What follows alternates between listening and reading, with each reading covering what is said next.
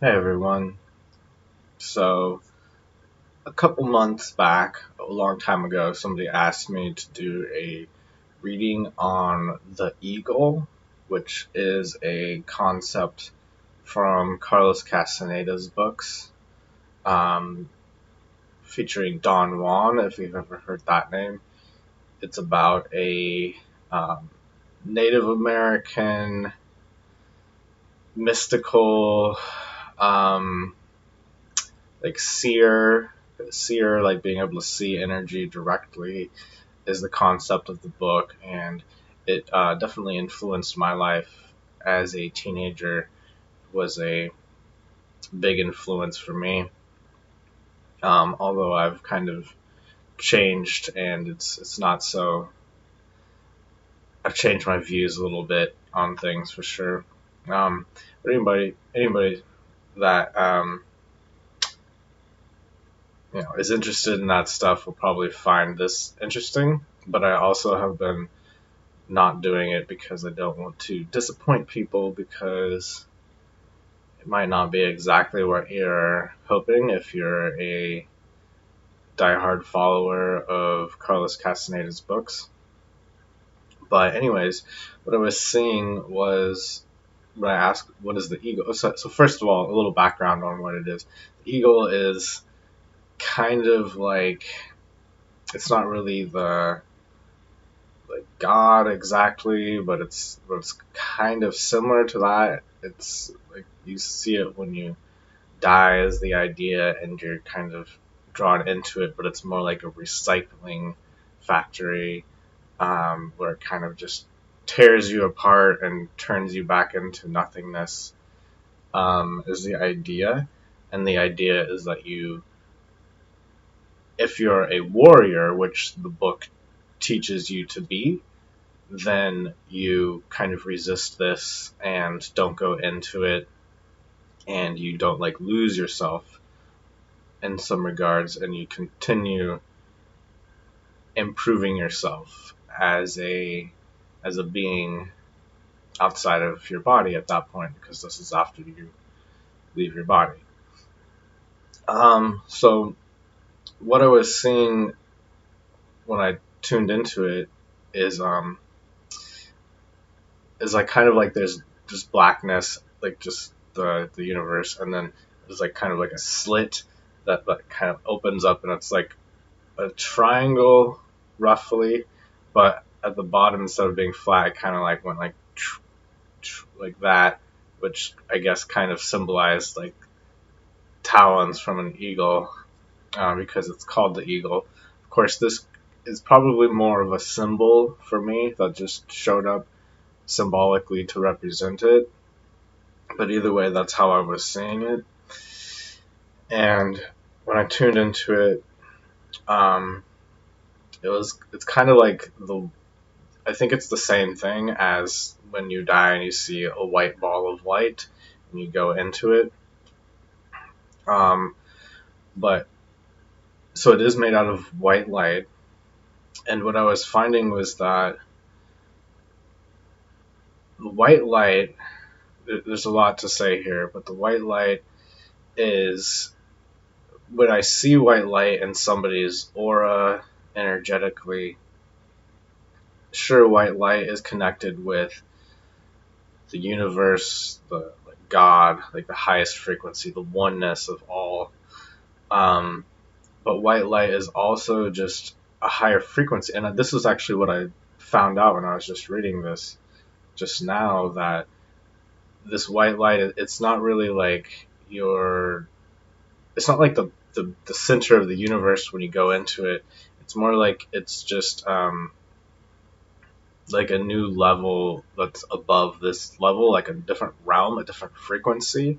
So the white light, what's white in somebody's aura, it doesn't mean that it's like the pureness of, you know, God or whatever you want to call it.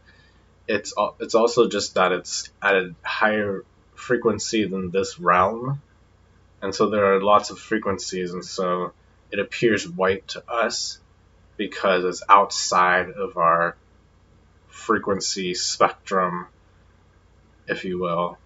Um, and so this can be good on some level if you're dying and you're passing over and you're trying to get out of this realm because you've served your purpose here and you just want to get out of this, then that's great. And yes, there are things to be had by being connected to these higher frequencies. In fact, that's kind of a lot of the training that I do. But at the same time, when I see white in someone's aura, a lot of the times to me it represents unconsciousness, because the person, because we've come to this lifetime, we are of the light, we are of a higher frequency, and we've intentionally come here in the same regard that in order to be present, you have to kind of forget your past. And so our mind will naturally erase a lot of information.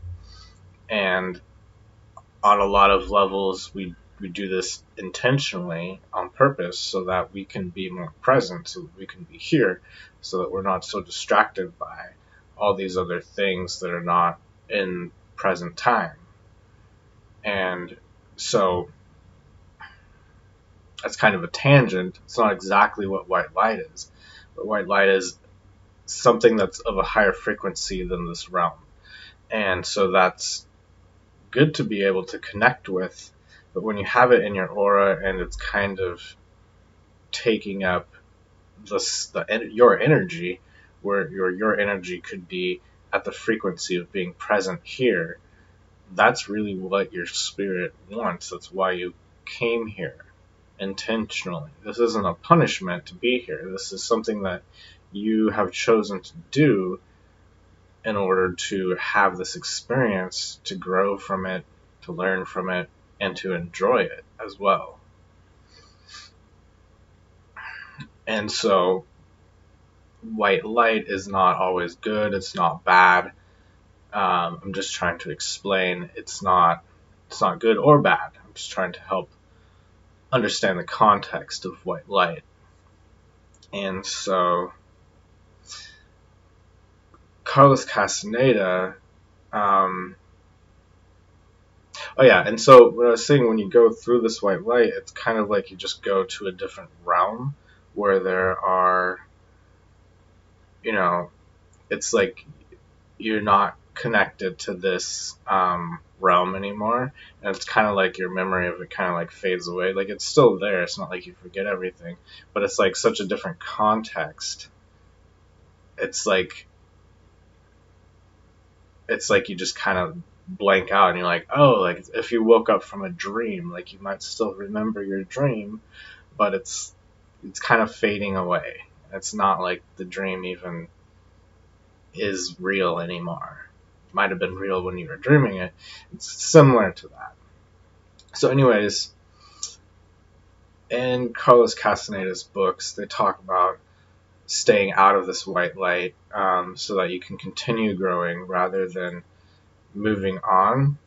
And it's funny because in those books they also talk about how there's the old seers and the new seers.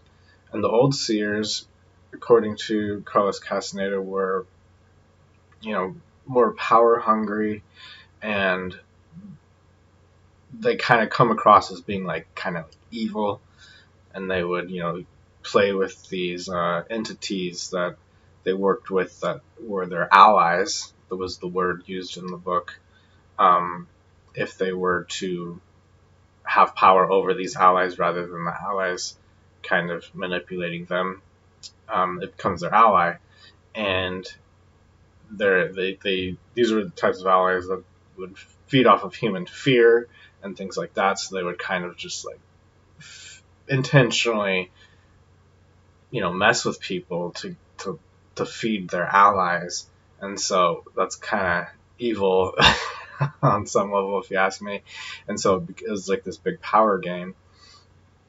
And so these people, the old seers, according to Carlos Castaneda, kind of didn't want to leave their power that they had established within this physical world. So when they died, um, they never really exactly died, and it's kind of like how a ghost never leaves this realm, and so they would just stay, and they were able to. I think what the book said. I can't really remember. It's been a long time, but I'm pretty sure what they were saying was that they wouldn't ever actually die in the way that normal people die, but they would kind of turn into spirit in some other sort of way and be around within the earth, and they would just kind of stay there. And at one point, Carlos Castaneda was talking about how he came in contact with one of these old seers of that old path, and he could feel their pain, and he felt sorry for them. Even though they were more powerful than him on many levels, he could sense how you know, sad and lonely they were because of this path that they've taken, where it's just about accumulating their power and not ever letting it go to move on to the next level. And as much as Carlos Castaneda has that view, later on he talks about the eagle and not wanting to go through the eagle because that will kind of destroy you, and you'll lose this, like, everything that you've been working towards as becoming the warrior, as it's called in the book. And for me, when I look at this, I see it as like another level of that. Sure, that's not the old Sears, but it's the new Sears, but it's another kind of trap of stubbornness to, improve yourself and keep yourself going when it's like your full like spirit won't actually die. It's just everything that you've worked towards within the physical realm, within your spiritual development in this realm, that will kind of go away and dissipate into nothingness. However, you will still have learned those, had those experiences and learned things on a spiritual level, which is kind of hard to explain here. Like, in a sense, like, you can have a dream about something and it can kind of, you can learn from it. I think you can, like, I've played drums, and I've personally played drums in my dreams, and had rhythms that I came up with, stuff like that. So, like, you can definitely learn from your dreams, even though you're not in your dream, even though you leave your dream and it dissipates, you still get something out of it, if that makes sense. So anyways, that's kind of what going into this white light is, that would be what is called the eagle. So I don't quite see it exactly how Carlos Castaneda described it. I also did a previous reading on Carlos Castaneda, and I don't exactly buy everything that he says, although that does not dismiss everything that he says, and I think there is a lot of truth to what he says, and I still recommend his books. There's definitely a lot of wisdom in there, but be careful about becoming a fanatic and hanging on to every single detail and every single word that he says. I think that's the only danger of it. But even then, I think that the benefits still far outweigh those negative situations where it may not be exactly correct. But regardless, as a whole, I think those books are definitely worth reading, and I still recommend them. What kind of spawned me to actually think about this again was a reading that I was giving someone yesterday, and I don't normally ever share information about what I do in private readings, but this wasn't so private. It was more of a philosophical question, so I feel like it's okay to share here. But the question, and I don't normally do questions like this, I usually answer questions more like, can you look at the energy between, or the dynamic between me and this person. Like, can you look at the relationship between me and this person, or like, can you look at like more like the metaphysical reason why something is happening to me? Those are generally what I do readings on. But this was a lot of random questions. One of them was, who came first, the universe or the creator? And I wasn't even sure what to think of that at first, so I just went, okay, whatever, I'm just going to read it and see what comes up. And what I got was the universe came first and the creator came second, which, kind of doesn't make sense. You think, well, the creator is the creator, he would create everything, he would create the universe. But no, that's not exactly what I was seeing. I was seeing the universe as being more not having much character or personality, whereas the creator had a lot of character and personality and was kind of more like a human in some regards, in the sense of having lots of personality and character, and wanting to be more social and whatnot, whereas the universe was just kind of like like it's alive, but there's nothing there. It's just kind of very simple and basic. And I'm not saying this reflects the concept of Isis at all. I don't think that Isis from Egyptian mythology, I don't think Isis from Egyptian mythology is necessarily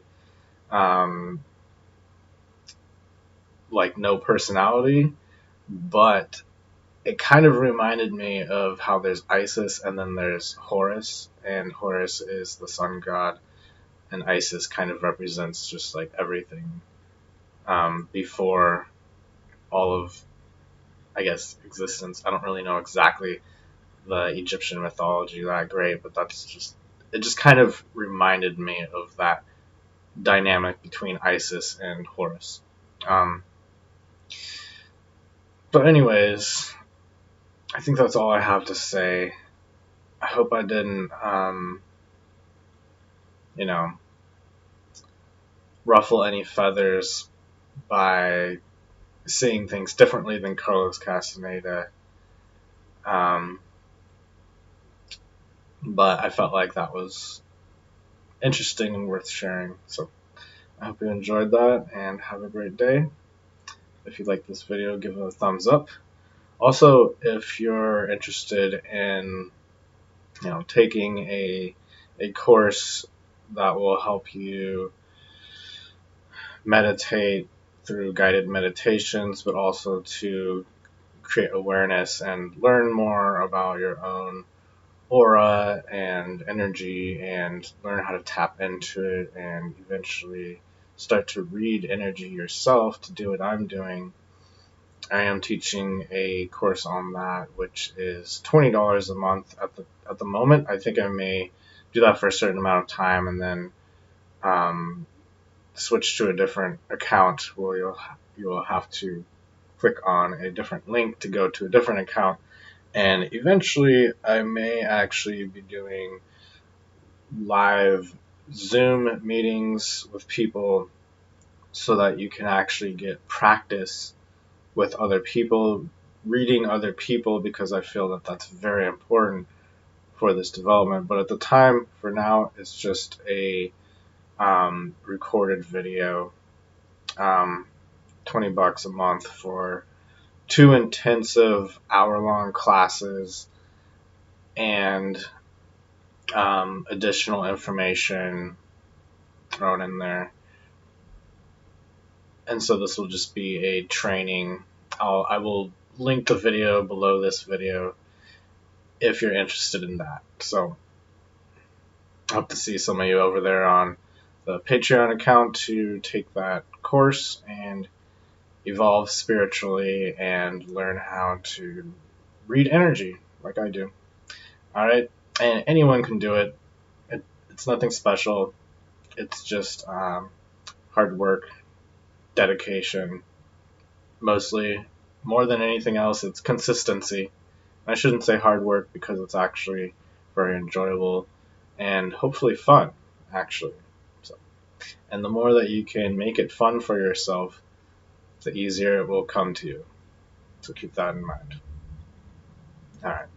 Take it easy. Have a great day. Thanks for listening.